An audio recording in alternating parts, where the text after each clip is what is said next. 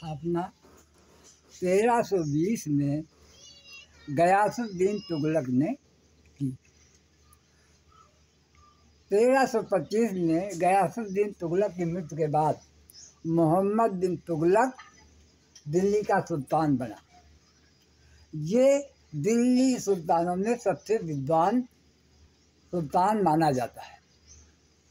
इसने समृद्धि यानी साम्राज्य की समृद्धि और नई योजना बनाने के लिए इसने योजना लागू की। पहली योजना इसकी थी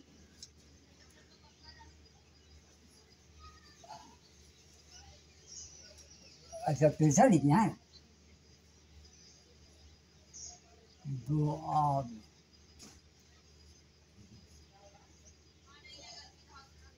दुआब के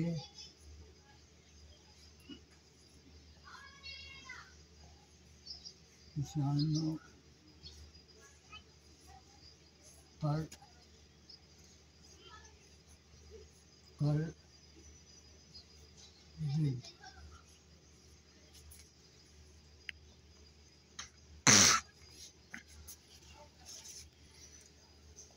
मोहम्मद बिन तुगलक ने द्वार के किसानों पर कर वृद्धि ये उपजाऊ थे, तब उसने ये सोचा और इसके साथ कुछ अन्य कर लगाए।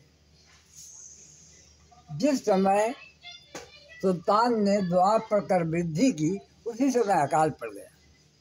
निरंकुश सुल्तान के डर से अधिकारियों ने कर वसूली बड़ी सख्ती से की। किसान जो है डर से भागकर जंगलों में छिप गए। जो आय होती थी वो भी बंद हो गई। जब सुल्तान को इस चीज़ का एहसास हुआ तो ये योजना उसने वापस ली और किसानों को कुछ राहत भी पहुंचाई, लेकिन तब तक विलम्ब हो चुका था।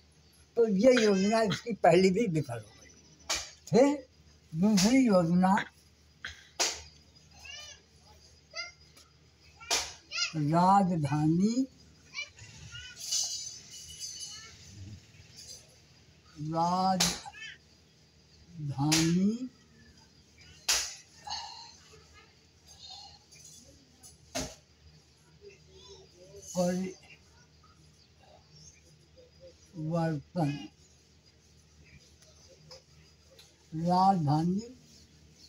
परिवर्तन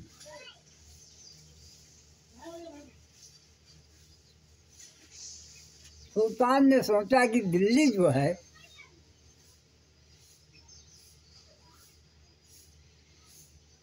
सुल्तान ने सोचा कि दिल्ली जो है उसके साम्राज्य के उत्तरी क्षेत्र में पड़ता है।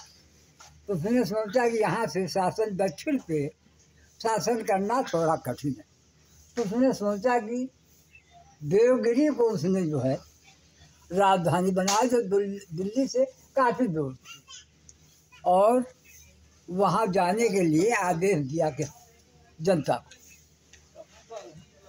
जनता ने भाई साहब गई, तमाम परेशानियां हुई, लेकिन दौलताबाद की जलवायु दिल्ली वासियों को रास नहीं आई। न वहाँ का खान पान रहन सहन। तब अब उत्तर पे शासन करना कठिन हो गया। उसने सोचा जैसे दिल्ली से रहकर हम दक्षिण पर कंट्रोल नहीं कर सकते हैं, तो वैसे दौलताबाद से दिल्ली पर नियंत्रण रखना कठिन है। तो फिर उसने इसको फिर दिल्ली से दौलताबाद से दिल्ली, फिर उसने जो है जनता को आदेश दिया।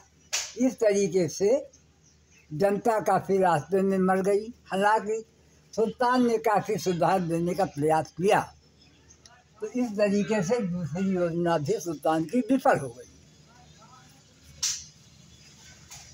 तीसरी योजना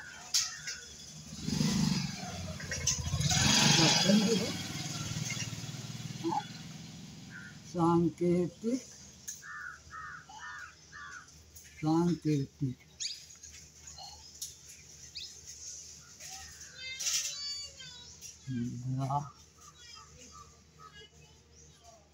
पर चलानी।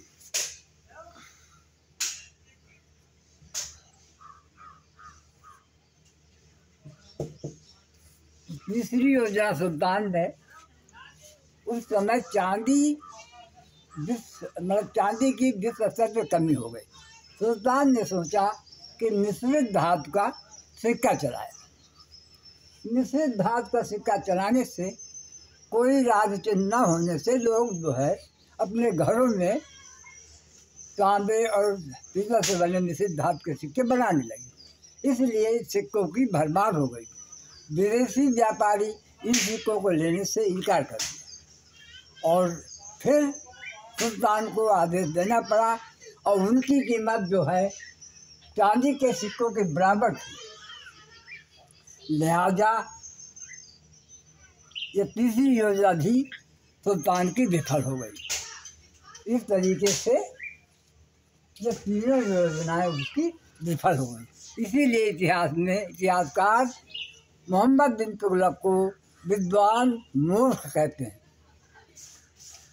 मोहम्मद बिन तुगलक गणित, साहित्य, ज्योतिष का प्रकांड विद्वान था और अंत में इसके कार्यकाल में दक्षिण भारत में बहमनी विजयनगर राज्यों की उदय हुआ।